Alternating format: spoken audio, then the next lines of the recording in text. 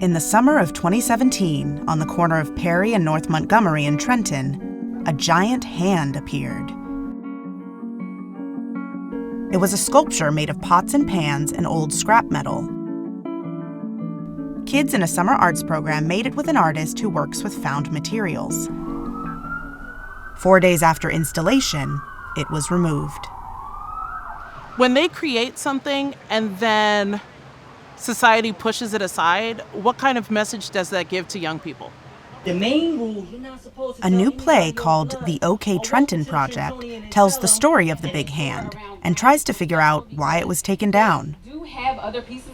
In the summer of 2021, Passage Theater Company gave their Play in Progress its first public reading at the Mill Hill Amphitheater. On the street, the residents who lived on Wood Street, they thought it was beautiful. It was like reflecting the light because it was metal and had this big red nail. I did it sheerly as a juxtaposition of color, and red fingernails.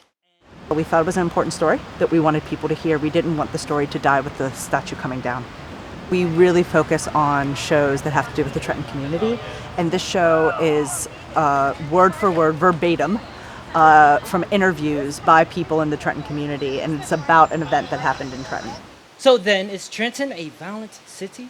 For some people in some areas, it is. Is it an overall violent city? No.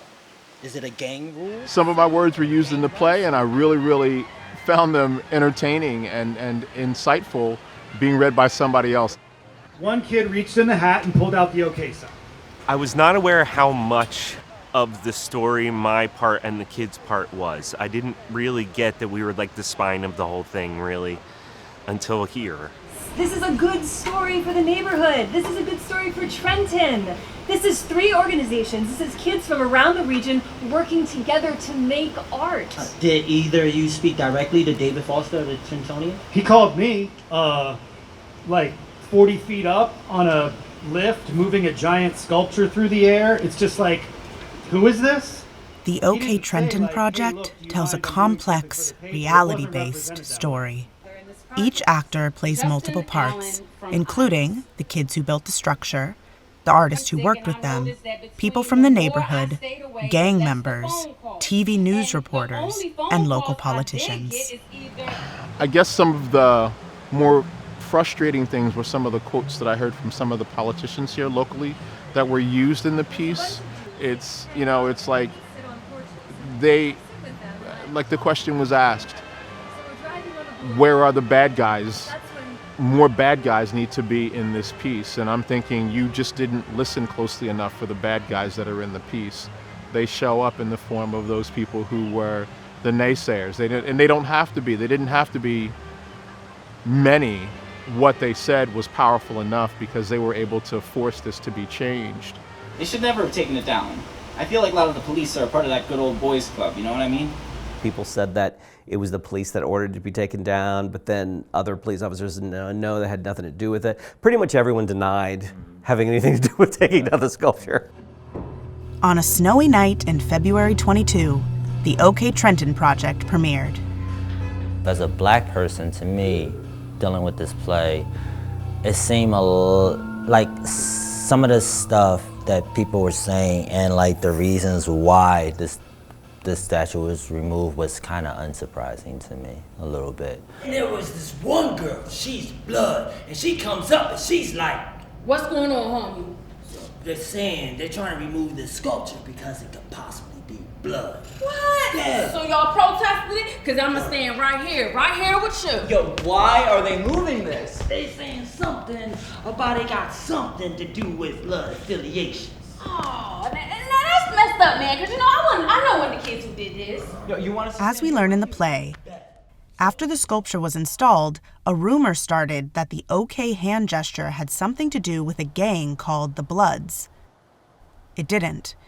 In fact, it turns out that the OK sign is sometimes used by white supremacists. But none of that was on the minds of the kids who made it. It was taken down like really quickly.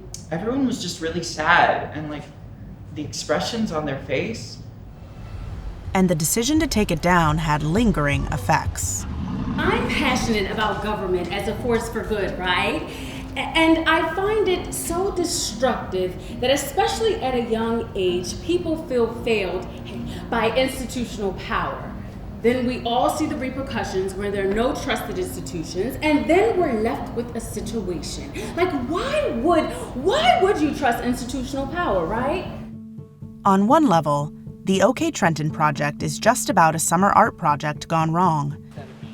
But, if anything, over the years the writers and actors worked on the play, the importance and impact of the events surrounding the removal of the giant hand grew even stronger. The pandemic happened, and then there was this huge racial reckoning happening across the country, and now suddenly sculptures are coming down, statues are coming down, and it's not just happening in Trenton, it's happening everywhere. It's not so innocent. Who is it affecting most in a negative way, right? Who feels the most uncomfortable? Whose voice really actually counts when it comes to like making these decisions? There's another story you can tell from the exact same event. Why did they choose to tell the gang story? And that is the question that you have to ask. Why do people choose the narrative that they do when they speak about the city?